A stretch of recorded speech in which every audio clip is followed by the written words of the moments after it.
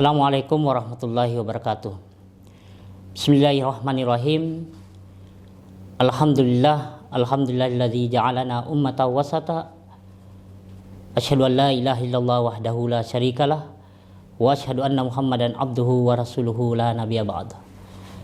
Allahumma shalli wa sallim wa barik ala abdika wa rasulika Muhammadin wa ala alihi wa ashabihi wa ala alladzina tabauhum bi ihsanin ila yaumiddin, amma ba'd. Pemirsa Sadia Channel yang kami banggakan, alhamdulillah, marilah kita senantiasa meningkatkan keimanan dan ketakwaan kita kepada Allah Subhanahu wa taala. Takwa dalam arti yang sebenar-benarnya takwa. Karena ketakwaan yang diikuti dengan jiwa yang istiqamah, perilaku yang istiqamah akan menghasilkan kebaikan yang insya Allah juga berbuah kebaikan untuk selamanya.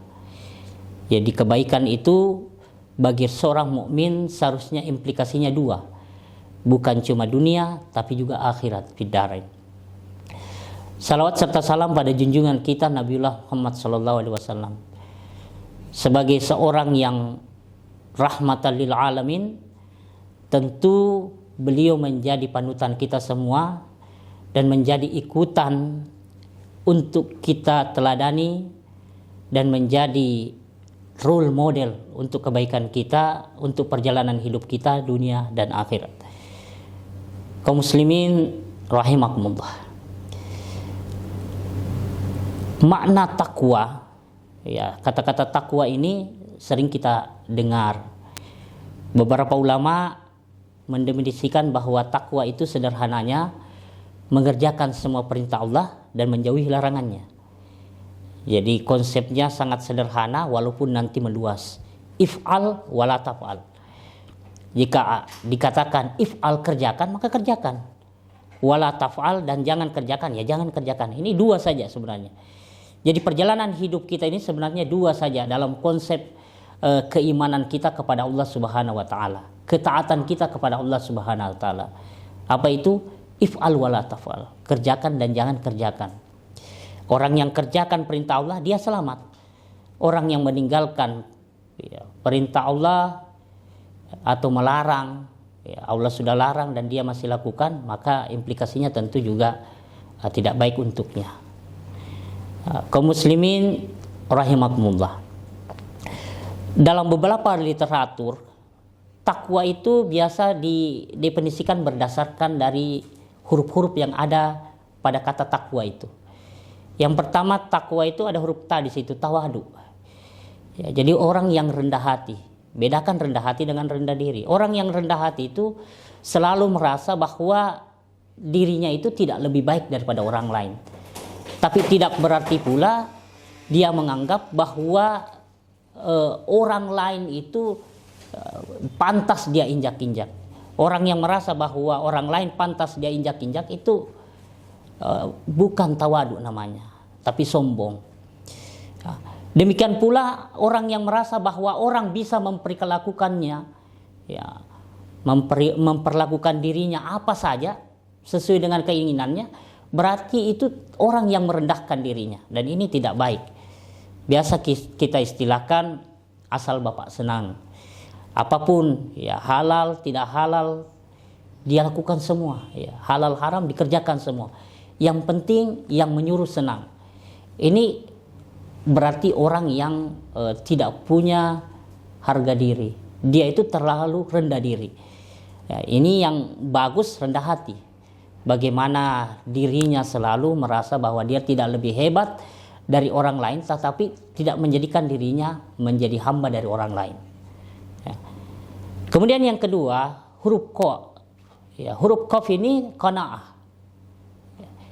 Huruf qanaah ini bermakna orang yang merasa cukup terhadap apa yang dia dapatkan. Ya. Makna cukup di sini bukan berarti bahwa tidak boleh mencari harta-harta yang banyak dan lain sebagainya. Tentu qanaahnya di sini mencari harta yang baik tentu ada pada halal atau haramnya, baik atau tidak. Jadi orang tidak dilarang mencari harta. Bahkan sebaiknya orang muslim itu kaya. Karena orang muslim yang tidak kaya susah menyumbang, susah bersedekah. Ya, tapi orang yang punya harta dimudahkan dirinya untuk bersedekah. Jadi sahabat dulu itu ketika dia berdoa untuk kaya, niatnya bukan untuk poya-poya dan lain sebagainya, tapi niatnya bagaimana supaya dia mampu menyumbangkan hartanya, mampu bersedekah, mampu berzakat. Itu tujuan utamanya.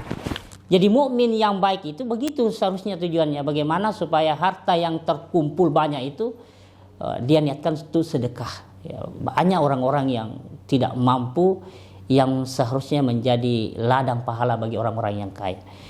Ya, jadi ini qanaah. Kemudian wara. Orang yang wara itu dia sangat hati-hati. Seorang ulama pernah suatu ketika masuk di dalam masjid, dia mendapatkan ya, ketika dia sementara berada di masjid, ya, ada riwayat mengatakan dia sholat, sesudah sholat dia meninggalkan tempat itu sejenak, dia kembali, tiba-tiba ada uang didapat di situ. Ketika dia mendapatkan uang itu, dia langsung mencari siapa yang punya ini. Dia tidak langsung mengklaim ini mungkin punya aku. Tidak. Kenapa? Karena dia wara. Akhirnya dia mengatakan, "Ibu, ini bukan milik saya."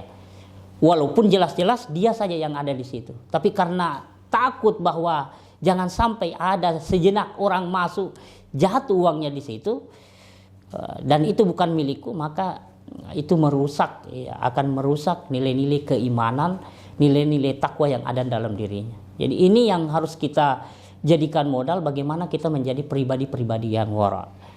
Kemudian yang terakhir ya huruf ya, yakin.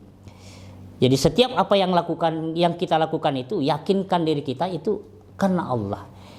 Ya, tidak ada yang kita lakukan itu kecuali karena Allah. Jadi tujuan orang mukmin sebenarnya itu sederhana. Setiap aktivitas ibadah muslim orang mukmin itu aktivitas kesehariannya sebenarnya sangat-sangat mudah. Semua yang dilakukan itu karena Allah. Jadi ketika orang menjadi guru bekerja walaupun gajinya sedikit misalnya tanda kutip karena ada yang banyak, maka dia tidak pikirkan gajinya, dipikirkan bagaimana orang-orang itu tahu ilmu. Diniatkan karena Allah. Jadi yakin bahwa semua yang dilakukan itu karena Allah. Jadi orang yang mampu melakukan hal seperti ini sebenarnya dia sudah menjadi atau mendapatkan makam yang lebih tinggi dari sebelumnya. Kenapa? Karena orang yang bisa melakukan seperti ini tidak banyak. Ya. Bagaimana memandang sesuatu itu semuanya ada terikut Allah di situ. Saya lakukan ini karena Allah. Mudah-mudahan berkah kepada kita semua dan bermanfaat untuk kita semua. Wabillahi taufiq wa sa'adah. Wassalamualaikum warahmatullahi wabarakatuh.